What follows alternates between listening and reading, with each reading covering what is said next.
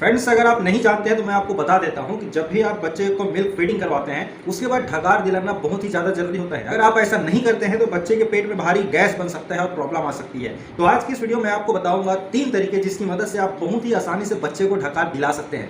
Number 1, बच्चे को सीधा बैठाएं और इसको स्लोली पीछे लेकर जाएं और फिर सेंटर में लेके आएँ और सामने की ओर लाएं। बस आपको ये प्रोसेस को 8 से 10 बार करते रहना है और थोड़ा सा कंटिन्यू करते रहना है, तब जाकर आपके बच्चे को जल्द से जल्द ढकार आ सकती है। उसके बाद आपको यही प्रोसेस को दाएं और बाएं करना है, इस तरीके से। नंबर 2, जब उस तरीके से अगर ढकार ना आए तो आपको बच्चे को अपने कंधे पर उठा लेना है और उसके पेट को अपने सीने से दबा कर रखना है और थोड़ा पीठ को थपथपाना है। तो इस तरीके से भी बच्चे को आसानी से ढकार खिला सकते हैं। अब तीसरा तरीका, बच्चे को लिटा दें और इसको साइकिल से करें, इस तरीके से। इससे बच्चा भी काफ़ी खुश रहता है और ढकार भी जल्दी आती है। वैसे हमारे बेबी ने अभी ढकार ले ली है, इसलिए आपको सुनाई नहीं दी।